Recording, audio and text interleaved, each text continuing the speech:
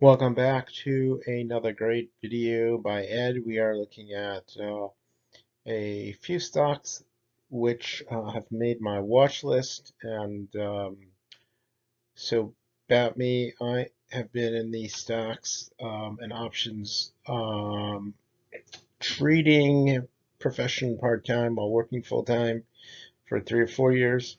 I have bachelor's and master's. I play with data as a data science using OLAP and OLTP, database and warehouses to take three-dimensional snapshots of segments of data. And that is something I'm very good at, take pride in. Key skills that I also have are economics and statistics. And what I'm going to do in these videos on a weekly basis is go over some trends and discuss what are called outlook, how I foresee the stock doing. Full disclosure, I'm not a financial analyst who's licensed. I'm only giving this as an instructional video on analyzing using charts, candlesticks, and moving averages. I'm also developing my own analysis tool. It's called the basic grading schema. Grading schema is I'm looking at a particular chart and grading it at various intervals. And I'll teach you more on that in the next slide.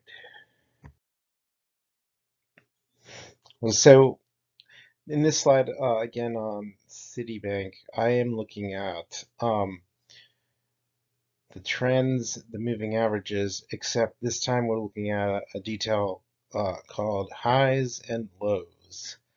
So looking from left to right, I've signaled or pointed out the letter A as an indication with a flat line under it that was the highest level of the stock has gone in the past 3 years. That is a price target for me. I think that the stock will eventually return to its high within 3 years. And where we are now, again, I've said we're at 50. A move to 80 would be, over 50%. A return of 50% is always good. If it goes higher, you could go as far as 100% in the 3 to 5 year range. So, a 3 to 5 year investment window is a conservative one.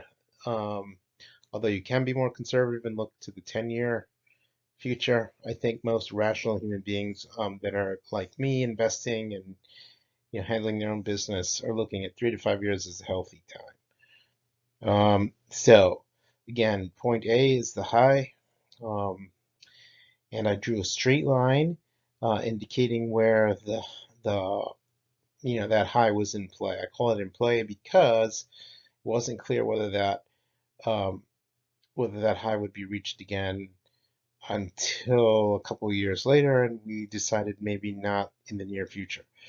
So points B, C, and D indicate that period of time between 1 and 2 years where the stock had bottomed out and started heading back up toward that A point. At point B, it bottomed at around the $70 range, started going up.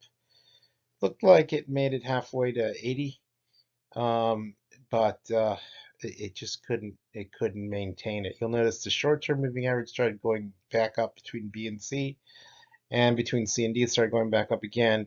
And then at point D, it kind of caved in, didn't it? That's about the 2-year mark. So it started going back up to that former BCD point, which instead of becoming a base or a place where it would start popping up back to 8, started acting as a ceiling. So E and F indicates that's really my next price target. My realistic price target is the E and F range. Ultimately, we'll move to A, but what we want to anticipate is the move up to that E and F ceiling. So again, I've looked at the trends, the short term, the medium term, and the long term, which were described on the left side of this slide. They're described as a decline in the short term, a flat indicated by the blue line. You can see under E and F points, flat meaning like this is, 50-day, in the 50-day range, the stock has remained at that average about, 65% of the time, I guess. And that's between 60 So you may say this price is a target right now. It's within reach within a couple months. I would say my goal is to get into the stock over the next couple weeks and see if it hits that average. It's well below the average, and that's why I think in the context of short-term outlook, although it's on the decline, I'm thinking of piling on because I think it has nowhere to go but recapture those moving averages. Um, well, I hope you enjoyed this particular slide, and we'll see you on the next one. So in this particular slide, we are going over the grading schema that we had described previously. The top of the chart, you're going to see the outlook, which is the grading outcome. So in the short term, I'm citing this stock as bull, B-U-L-L, the medium-term average, and the long-term average. So where you see the letter A plus, you'll notice I have it circled 3 times. The stock is trading above the short-term moving averages in these areas. Where you see it circled in B, a couple of areas there, the stock is trading between the short-term moving average and the blue line, which is the intermediate moving average. Where you see it circled in C, the letter C, you're seeing the stock trading below these moving averages, the short-term and intermediate one.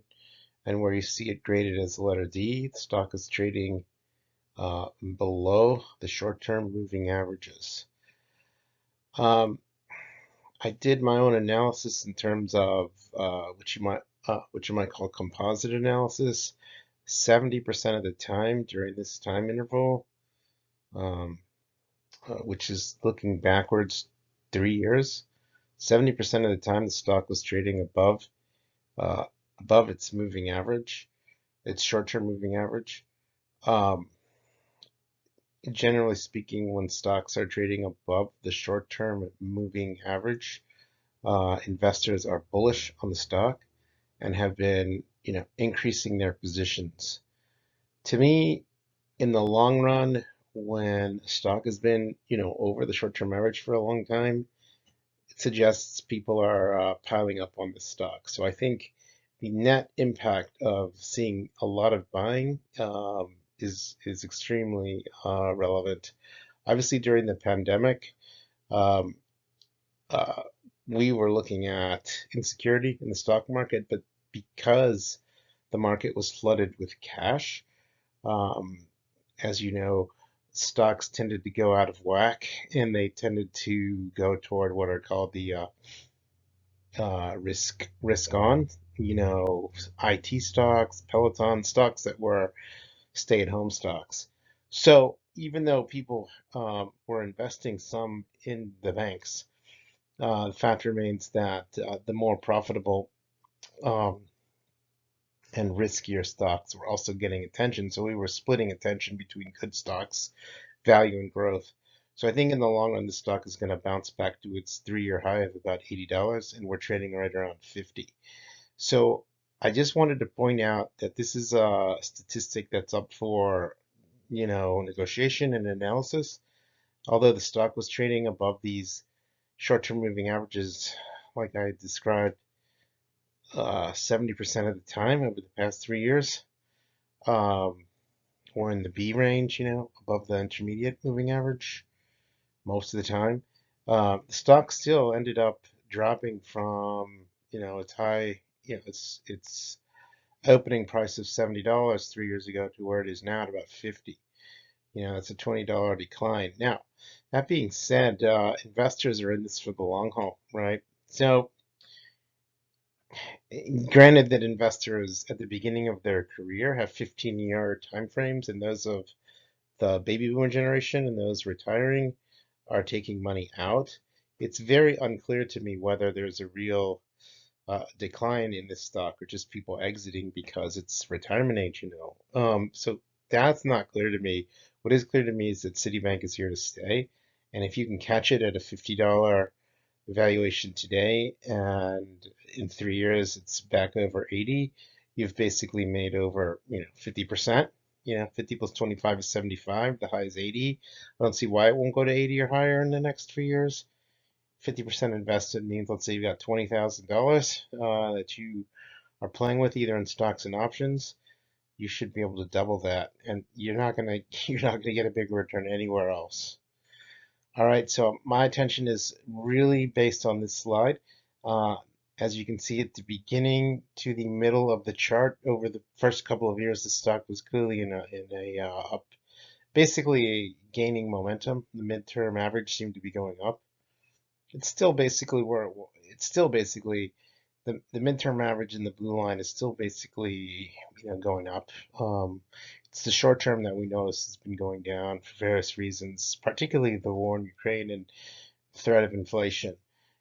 That being said, as inflation starts to wear away at us, it's the banks that are going to end up making money. So there's a lot of good reasons to be in banks right now. If the interest rates continue to go up, banks benefit from that. So you want to be positioned in a well-balanced portfolio. Again, I would think that 20% of your stocks would be in riskier stocks, not banks. 20% in banks, 20% in, I'd say, risk off, which is like staples. So that's take care of 60%.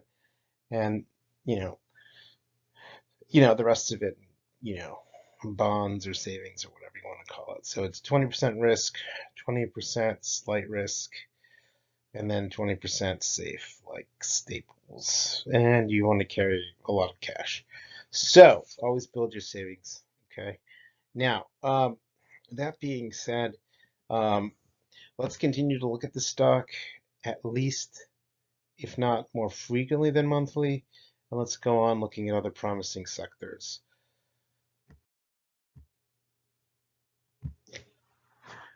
Well, again, we are looking at a couple of stocks that are on a watch list of mine.